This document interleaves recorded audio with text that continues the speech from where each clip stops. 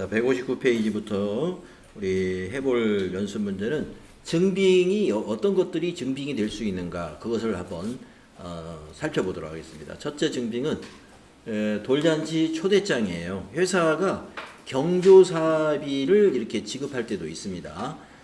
직원들에 대한 경조사비도 있지만 거래처에 경조사비가 나갈 때도 있어요. 그래서 지금 이런 경우에는 이러한 초대장을 증빙으로 보관하고 있으면 됩니다. 자, 2월 11일 날 상품 매출거래처 멋쟁이 영업부장 자녀 돌잔치에 현금 10만 원을 지급했다라는 것이죠. 그러면 이제 이 증빙을 가지고 우리가 회계 처리할 수 있습니다. 그리고 증빙은 5년간 보관하는 게 원칙이에요. 증빙은 5년간 보관을 해야 된다. 우리가 전자세금계산서라든가 신용카드 매출전표나 현금영수증은 전자 형태로 되어 있기 때문에 그거는 이제 계속 보관이 되죠. 하지만 이런 그 아날로그 형식으로 되어 있는 증빙은 회사가 별도로 보관을 해줘야 됩니다. 그래서 증빙철 이렇게 만들든지 월별로 증빙을 부서별로 또 월별로 증빙을 만들어서 이 아날로그 형식으로 되어 있는 것들은 보관을 하고 있다가 과세관청에서 만약에 그냥 넘어가면 괜찮은데 5년 이내에는 5년 전까지는 와서 세무감사를 할 수가 있어요. 그래서 5년간은 보관을 해야 되고요. 만약에 보관을 안 했다 그러면 비용으로 인정을 못 받기 때문에 또 굉장히 피해를 볼 수가 있어요. 그래서 이런 것들을 5년간은 보관하시고 5년이 넘었다 그러면 이제 무사히 넘어간 거예요. 이제 폐기 처분하시면 됩니다. 자, 그러면 여기 분개를 한번 해보겠습니다. 자, 10만 원을 현금 지급했으므로 대변의 현금이죠. 자산 감소 되겠고요. 차변에 이건 무슨 비용 처리하는 게 맞을까요? 네, 접대비가 되겠습니다. 접대비 10만 원. 비용 발생이 되겠죠. 자, 그러면 전표를 입력하겠습니다. 2월 달입니다. 그러면은 날짜 월부터 바꿔주세요. 2월 11일로 입력합니다. 2월 11일. 자, 출금 전표로 쓰면 한 줄로 쓸 수가 있는 거 알고 있죠? 자, 구분에다가 1번 출금하시고 접대. 자, 접대비가 여러 개 있습니다만 500번대 쓰지 마세요. 813번 확인. 판매관리비로 처리해야 되죠. 자, 거래처에는 멋쟁이라고 코드로까지 넣을 필요는 없어요. 멋쟁이라고 넣어주시면 되겠고 비용이니까 이제 조교에는 밑에 보시면 거래처 그 경조사비라고 10번 있네요. 거래처의 경조사비라고 만들어 놓은 게 있습니다. 그걸 쓰시면 될 것 같고 자, 차변의 금액을 입력합니다. 10만 원. 엔터 하시면은 차변의 접대비, 비용 발생, 대변의 현금, 자산 감소. 잘 됐죠? 다음 두 번째 증빙을 보면요. 우체국에서 우편물을 붙이면 우체국에서 발행하는 영수증이 있죠. 근데 모바일 영수증도 뭐 영수증이니까요. 자, 거래처에 상품 매출 관련 서류를 발송하고 등기 우편 요금을 현금으로 지급했다. 네. 등기 요금이에요. 네, 등기 요금. 현금 지급했으니까 출금 전표 쓰면 되겠는데요. 분개를 쓴다면 대변이 현금이죠. 현금 4,000원. 자, 여러분 이런 그 등기 우편 요금은 개정 과목이 뭐가 적당하죠? 운반비, 통신비. 네.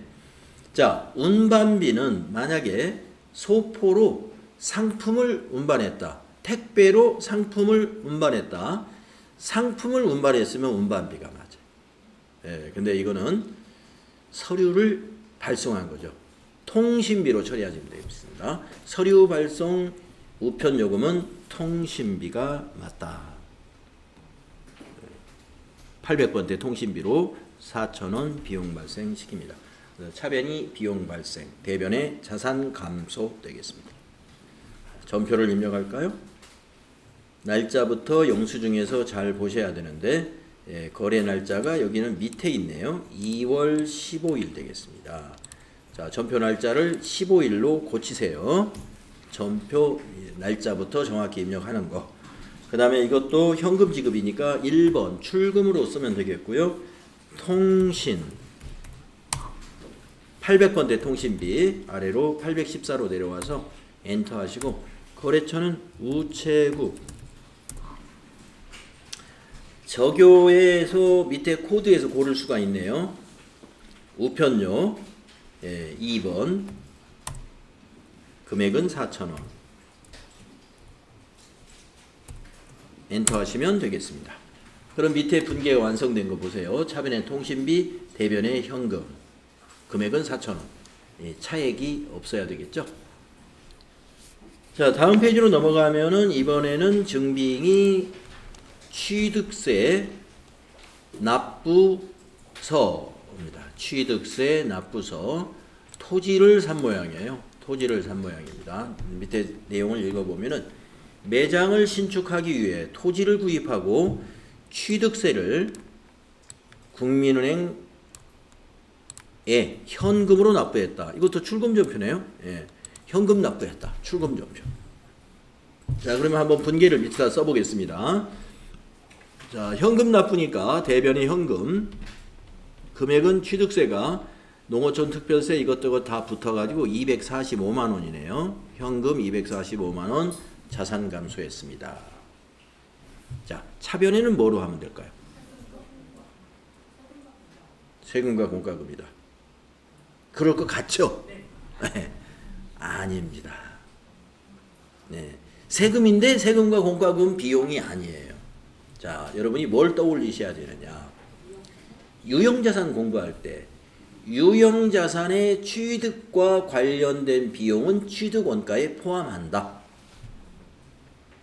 유형자산 취득과 관련된 비용, 유형자산뿐이 아닙니다. 자산의 취득과 관련된 비용은 자산의 취득원가다. 아닌 것이 딱 하나 있었어요. 단기 매매증권이 아니었습니다. 단기 매매증권 취득하면서 수수료 나간 것은 영업의 비용인 수수료 비용으로 처리를 하라 그랬습니다. 그거 하나 빼고는 다 자산 취득과 관련된 비용은 자산으로 봐야 돼요. 그러니까 이건 세금과 공과금이 아니라 토지에다가 더해줘라 이거예요. 자산의 취득원가다 이거예요. 토지. 그래서 토지 245만 원. 이런 문제 나왔을 때 실수 많이 하는 문제입니다. FAT 1급 응시자들은 시험 경험 별로 없고 처음이죠. 대부분이다. 네. 또 회계 이제 처음 배웠기 때문에 한꺼번에 지금 많은 걸 배웠거든요. 그래가지고 지금 이것저것 들어가 있어가지고 이게 막 그 문제를 급하게 풀다 보면 실수가 여기저기서 나와요. 알았는데 시험 끝나고 아이고 내가 그걸 왜 그 생각을 못했나. 분명히 있을 겁니다. 경험이 없는 사람들은. 그러니까 실수 감안해가지고 여러분이 공부하셔야 돼요. 실수 감안해가지고. 그래서 100점, 90점이 합격이 아니고 70점 맞으면 그냥 100점으로 보는 거죠. 70점 맞으면 합격. 30점은 뭐예요? 몰라서 못 풀고 실수해서 못 풀고 이런 것도 거기에 감안을 해주는 겁니다. 그러니까 여러분이 시험 볼 때는 조금 릴렉스 한다고 그러나요? 좀 편안하게. 왜냐? 실수 인정해 놓은 거예요. 실수 인정. 100점 맞으려고 우리 100점 맞아야 합격이 아닙니다. 70점. 70점 달성하면 여러분은 목표 달성한 거다. 여유 있게 하셔라. 자, 그래서 이미 배웠습니다. 우리가 뭘 배웠어요? 유형자산의 취득원가에는 취득과 관련된 모든 비용을 포함시켜야 된다. 그래서 기계장치 같은 경우는 말이죠. 기계 시운전 비용도 기계장치로 보는 거예요. 시운전을 왜 해요? 아직 정상 가동을 하기 전에 이 기계를 우리가 마지막으로 결제해 줘야 되나? 이걸 확인하는 절차잖아요. 그때까지 들어가는 것은 다 취득원가예요. 취득원가. 그래서 이걸 놓치지 마셔야 된다. 자, 그러면 전표 입력하겠습니다. 날짜가 여기 있죠? 수납인에 있습니다. 2월 20일. 그래서 일반 전표에 2월 20일 입력하시면 돼요. 2월 20일. 네, 그 다음에 출금이니까 1번 출금 개정 과목은 토지. 거래처 굳이 넣을 필요가 있을까요? 예, 토지 취득세를 저교에다가 취득세라고만 알려주면 되죠. 네, 저교에 2번 저교 만들어 놨네요. 토지 취득세 현금 지급. 네. 그리고 금액은 2450 플러스 2450 플러스 245만원. 차변의 토지 자산 증가, 대변의 현금 자산 감소. 네, 이 문제 많이 놓치는 문제예요. 네, 많이 놓치는. 자, 지금까지 문제들이 전부 다 뭐예요? 부가세가 있었나요? 영수 중에? 없었습니다. 부가세가 없기 때문에 지금 계속 일반 전표의 입력을 우리가 하고 있는 것이다. 다음에 네 번째 걸 보면은요. 회사에서 쓰고 있는 기한 문서 또는 품위서. 예, 회사에서 어떤 의사결정을 하기 위해서 실무자가 안을 만들어 가지고 결제권자의 결제를 받아냄으로써 그 업무를 진행하는 그 과정에 발생한 문서, 그걸 우리가 기한 문서라고도 하고 품위서라고도 합니다. 자, 품위서 같은 것이나 기한 문서가 회계의 증빙이 될 수도 있어요. 자, 어떤 거냐? 이걸 내용을 보시면은 영업부 오상식의 출장 여비 계산액을 현금으로 지급하였다. 우리가 그 이론 공부할 때 제가 이 계산액이라는 의미를 약간 설명을 한 적이 있었는데요. 출장비를 계략적으로 산정한 금액이다라는 뜻입니다. 왜 계략적으로 산정하느냐? 출장비를 미리 지급하기 때문에 확정되는 돈은 출장이 끝나봐야 하는 거죠. 그러니까 떠날 때는 우리가 계산액이라고 그러죠. 이 계산액은 대개 회사에 출장 여비 지급 기준이 다 있을 거예요. 이걸 지급하는 회사는. 뭐 기준이 없더라도 하여튼 누군가 정할 겁니다. 그래서 23일 날부터 27일까지 대전과 대구, 광주, 부산 등으로 영업 매출 거래처를 관리하려고 영업부장이 떠난다라고 했을 때 우리 회사 기준에서 출장 여비 계산액이 50만 원으로 예상이 되는 거예요. 교통비하고 식대나 숙비, 숙박비 이런 것 등으로 50만 원이 예상이 된다 해서 이걸 50만 원을 지급해 주세요 하고 출장 떠나는 오상식 부장이 결제 올린 거예요. 그래서 결제가 났습니다. 네. 그러면 지급해 줘야죠. 지급하면서 회계 처리를 어떻게 하느냐. 자, 현금으로 지급했으므로 대변은 현금입니다. 50만 원. 그리고 차변에 이것을 뭐라고 부르냐면요. 여비교통비? 아직은 여비교통비 아니에요. 그렇습니다. 예. 여러분이 가지급금이라는 개정 과목 당좌자산 마지막으로 아마 배웠을 거예요. 가지급금. 네. 가지급금은 채권입니다. 그래서 오상식이라고 거래처를 등록해야 돼요. 코드로. 사실은 채권은 아니죠. 금방 해결되는 건데 만약에 오상식 부장이 출장을 안 가고 되돌아왔다. 그러면 채권이 받아야죠. 돈 받아야죠. 그런 의미에서 이게 직원별로 직원이 출장이 오상식 부장 혼자 떠나는 게 아니죠. 네, 만약에 뭐 김 차장이 있으면 김 차장도, 박 대리가 있으면 박 대리도 출장을 갈 거고. 그러니까 직원들 이 사람 저 사람이 이제 그 출장 여비 계산액을 받아가지고 출장을 갈 거란 말이죠. 그러니까 이걸 사원별로 관리를 해줘야 돼요. 그러니까 사원별로 코드를 만들어야 돼요. 그래서 우리가 그 거래처 등록할 때 여러분이 그 개인 이름으로 거래처 등록했던 거 하나 기억날 거예요. 이때 써먹으려고 그때 등록을 해놓은 거예요. 그럼 만약에 등록이 안 된 사람이 출장을 간다. 그러면 거래처 등록 먼저 하고 그 다음에 이 전표를 입력을 해야 된다. 이 말이죠. 가지급금 기억을 해두세요. 이 가지급금이 언제 여비교통비로 대체가 되느냐면요. 출장을 마치고 돌아와서 정산서라는 걸 또 회사에 내야 돼요. 영수증 붙여가지고. 정산. 돈이 남았으면 입금시키고 만약에 더 자기 돈을 개인 돈으로 지출했으면 청구하고 하는 정산을 해야 여부교통비가 확정이 되는 거고요. 출장을 떠나는 시점은 가지급금이라는 당좌 자산으로 회계 처리한다. 예, 이렇게 알아두세요. 자, 그러면 출금전표 입력하겠습니다. 날짜부터 고치고요.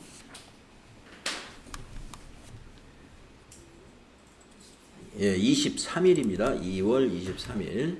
구분은 1번 출금. 계정 과목은 가지급금 134고요. 코드에다가 오상 이렇게 넣어야 되고, 적요도 밑에 만들어 놓은 거 이용하면 되겠네요. 몇 번일까요? 2번. 네, 2번.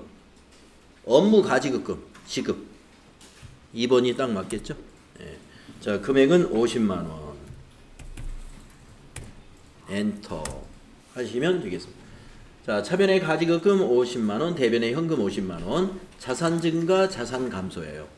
자산 증가, 자산 감소. 그리고 여기서 중요한 것은 가지급금으로 처리한다는 것과 가지급금의 거래처는 코드로 입력되는가를 꼭 확인하셔야 된다. 그리고 우리가 지금 여러 가지 증빙에 대해서 공부하니까 이렇게 회계 처리한 증빙들은 우리가 이런 품위서도 5년씩은 보관을 해 둬야 된다. 다음은 5번으로 넘어가 보겠습니다. 이 거래는 급여 지급 대장이네요. 급여 지급 대장. 네, 급여 지급 대장. 자, 2024년 2월에 급여 지급 대장을 보여주고요. 또 증빙이 두 번째 증빙은 보통 예금의 거래 내역입니다. 보통 예금의 거래 내역. 자, 급여를 아마 2월 25일 날 2월 급여를 지급하면서 은행에서 직원들에게 계좌이체, 회사 통장에서 계좌이체한 금액이 616만 1,750원, 6,161,750이네요. 우리가 급여 지급 대장을 보면은요, 차인 지급액에 있는 이 금액과 보통 예금에 인출된 금액이 일치하죠. 일치해야 맞는 거고요. 급여를 하루에 다 이체했다면, 뭐 이틀에 걸쳐서 이체했다 그러면 이틀치 합하면 급여 대장의 차인 지급액하고 같아야 되죠. 그래야 될 거고요. 그 다음에 이 급여 대장을 보게 되면은요, 공제액의 합계가 있어요. 공제액의 합계. 지금 요 급여대장의 공제 항목은 소득세, 국민연금, 고용보험, 지방소득세, 건강보험, 장기요양보험이 있는데 그거의 합계가 여기 나와 있습니다. 네. 요 합계 회계처리 항목이에요. 개별적으로 회계처리는 안 해요. 소득세 따로, 국민연금 따로 이렇게는 회계처리 안 하지만 급여 지급할 때는, 물론 납부할 때는 개별적으로 합니다. 납부할 때는 개별적으로 하지만 급여를 지급할 때는 공제금액 하나를 예수금으로 보는 거예요. 이거 예수금. 여러분에게 아마 그 부채, 유동부채 공부에서 유동부채의 유동부채의 마지막 개정 과목이 정도에 나왔나요? 예수금 나오면서 그때 제가 부가세 예수금도 같이 말씀을 드렸었는데, 예수금은 회사가 급여를 지급하면서 직원들에게 세금을 포함한 4대 보험료를 원천징수하면은 그 공제금액을 예수금이라는 부채로, 유동부채로 인식해야 한다 라고 말씀을 드렸고, 그 다음에 상품을 판매하면서 부가세를 거래처, 매입처에 거래징수한 그 부가세는 부가세 예수금이라고 부채로 인식해야 된다. 그래서 예수금과 부가세 예수금을 뒤에서 실무할 때 우리가 연습하게 될 것입니다. 이렇게 했었는데 생각이 나신지 모르겠어요. 자, 이거 예수금이고요. 그러면 여기 아까 6161750 요 차인 지급액은 개정 과목이 뭡니까? 네, 보통 예금으로 지급했죠. 이게 보통 예금이에요. 이게 보통 예금. 보통 예금은 예금 계정이니까 거래처를 꼭 넣어야 되겠죠. 그래서 보통예금 이런 거 쓸 때는 꼭 가로 열고 이렇게 은행을 쓰는 습관을 갖는 게 좋겠다. 그래야 전표 입력할 때도 보통예금을 딱 입력할 때는 거래처를 코드에다가 딱 입력하려고 한다는 거죠. 손으로 쓸 때도 그렇게 해왔기 때문에. 자, 예수금은 부채지만 거래처를 입력 안 합니다. 왜냐하면 보다시피 소득세, 지방소득세, 거래처가 다 달라요. 소득세는 세무서요, 지방소득세는 우리 지역 같으면 시청. 예. 또 국민연금, 건강보험료, 거래처가 달라요. 예. 건강보험관리공단이 있고 연금관리공단이 따로 있고 또 고용보험료는 어디죠? 고용보험료 갑자기 생각이 안 나요. 네, 나중에 생각나면 말씀.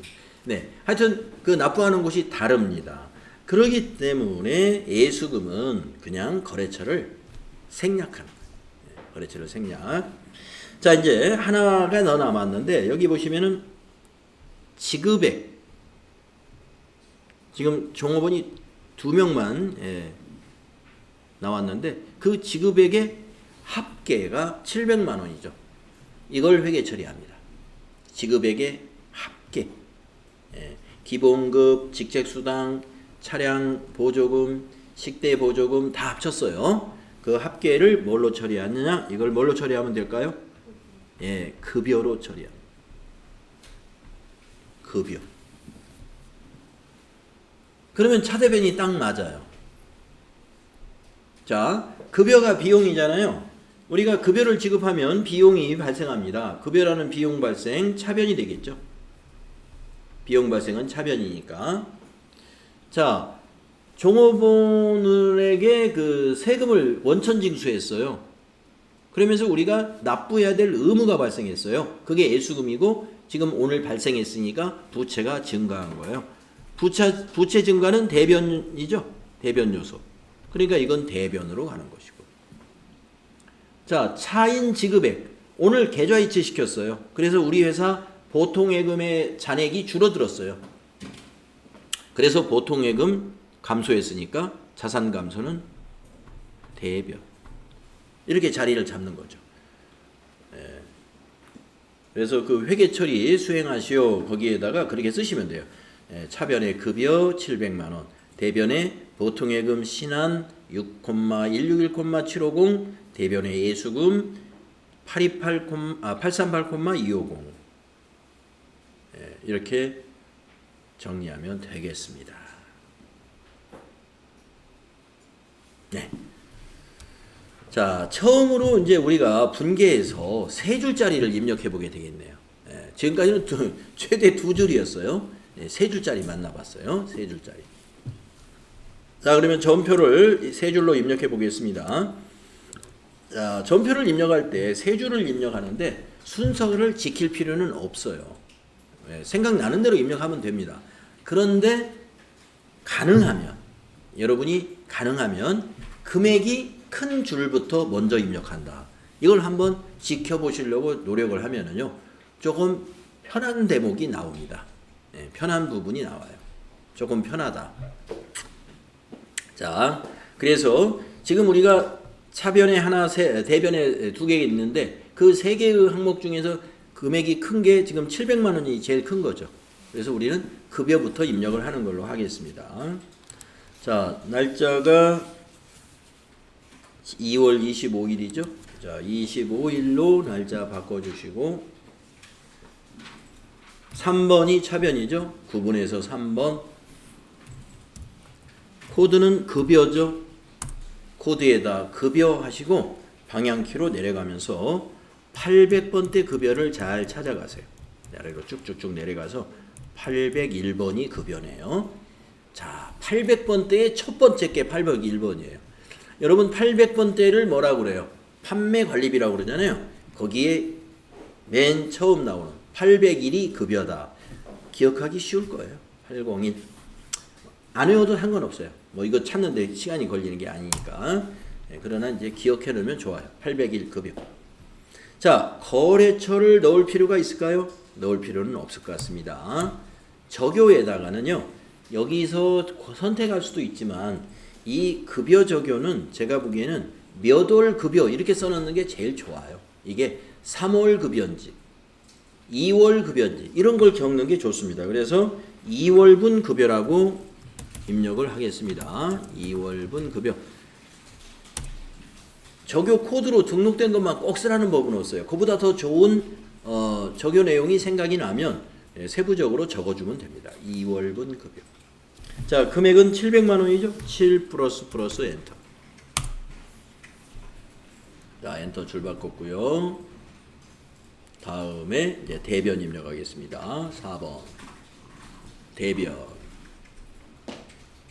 대변에 예수금이 있었죠? 예수금 254 엔터. 거래처 쓸 필요 없다고 그랬죠. 여러 군데니까. 적요는 적당한 걸 넣어주면은 밑에 만들어 놓은 것 중에 이런 게 있어요. 4번에 보면은 급여 지급 시 근로소득세 등 예수. 예, 등이니까 이것저것 있다는 거죠. 예, 4번 쓰면 되겠습니다. 그리고 838250, 예, 838250 엔터 치시고요. 또 하나 입력해야죠. 예, 대변에 103번 보통예금. 네, 103번 보통예금이고요. 거래처는 은행을 꼭 이건 코드로 넣어야 됩니다. 그래서 신한은행 보통. 네, 신한은행 보통이고요.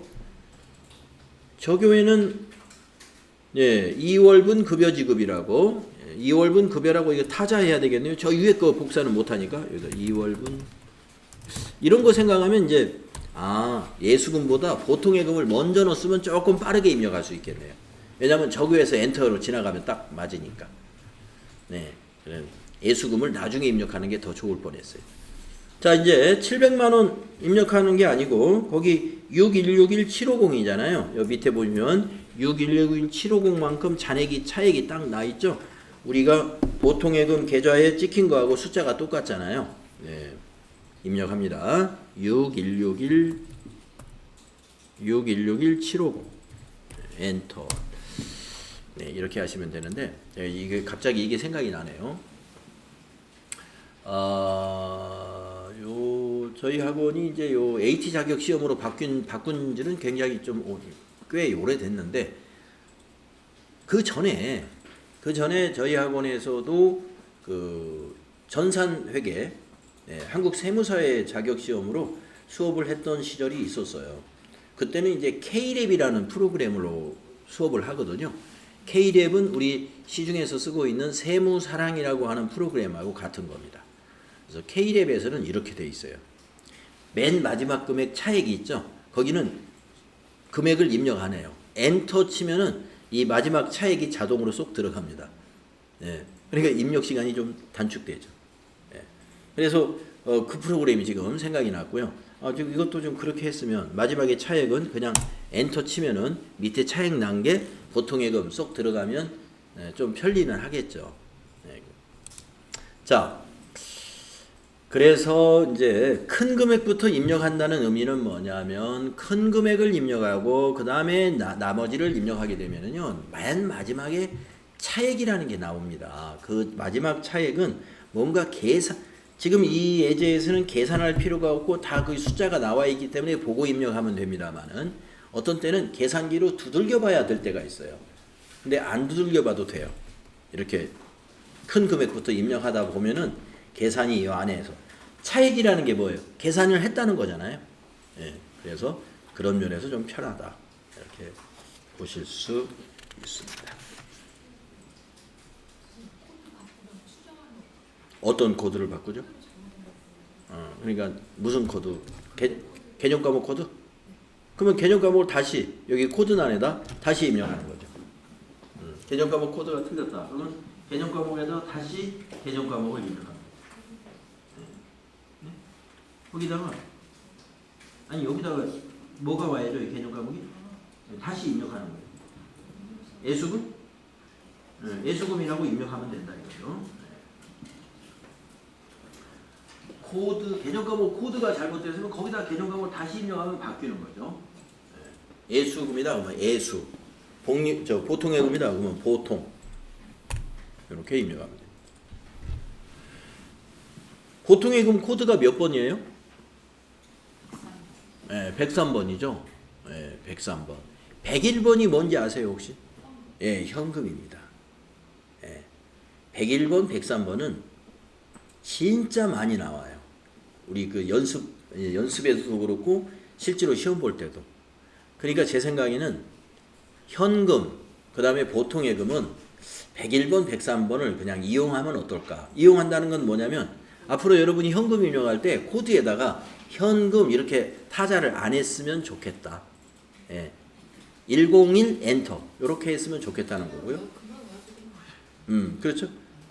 보통예금도 코드에다가 보통 타자를 안 하시고 그냥 103 했으면 좋겠다는 거예요. 그래서 여러분들이 나름대로 이제 이런 코드가 눈에 들어올 때가 있습니다. 그때 자주 나오는 코드는 직접 이용하는 거예요. 그 코드를 바로 코드란에다 입력하셔라. 그러면 문자로 입력하는 것보다 아무래도 빠릅니다. 자, 잘 정리됐죠? 그래서 이 급여를 지급했을 때 증빙은 회사의 급여대장. 왜냐하면 급여대장이 손으로 쓰는 게 아니라 다 전산화되어 있는 거죠. 그 전산 데이터를 5년간 보관하고 있으면 돼요. 급여대장 데이터. 그 다음에 보통예금 통장 거래내역. 이거는 자동으로 생성이 되는 거죠. 언제든지 보여줄 수 있는 겁니다. 그래서 이런 것을 증빙으로 인정할 수밖에 없다. 다른 증빙이 없어요. 우리 급여 지급했을 때는. 옛날에 계좌이체를 하기 전에는 실제로 부서별로 급여대장을 인쇄해가지고 옆에 서명란을 만들어서 쭉 책상별로 이렇게 돌리면서 거기다가 서명을 다 했었어요. 왜냐? 계좌이체 안 했으니까 봉투로 받아갔거든요. 그래서 퇴근할 때 급여 받는 날은 급여 단추를 잘 잠그고 버스를 잘 타야 됩니다. 훔쳐가는 사람들이 있을 수가 있어요. 술집에 가지 말고 바로 집으로 가야 되죠. 자, 과거에 급여를 계좌이체 하지 않았던 시절 봉투에 100원짜리, 50원짜리, 10원짜리 동전까지 다 맞춰가지고요. 급여를 급여 봉투에 다 담아가지고 주었습니다. 잘 모르시죠, 여러분들? 영화에서 보시면 그런 게 나와요. 오래된 얘기니까. 그런데 지금은 서명을 안 받는다 이거죠. 계좌이체 내역이 있기 때문에. 자, 다음은 6번째 출장 여비 정산서가 있는데요. 이걸 하려고 하다 보니까 좀 시간이 좀 거의 됐습니다. 그래서 지금 6번, 7번, 8번, 9번, 10번이 남아 있어요. 그래서 이제 증빙 여러 가지 증빙에서 5번까지만 이번 시간에 하도록 하고요. 혹시 여러분이 궁금한 게 있을 수 있어요. 질문하시면 되겠습니다.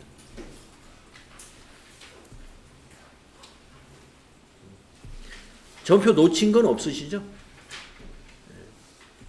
놓친 건 없으시죠?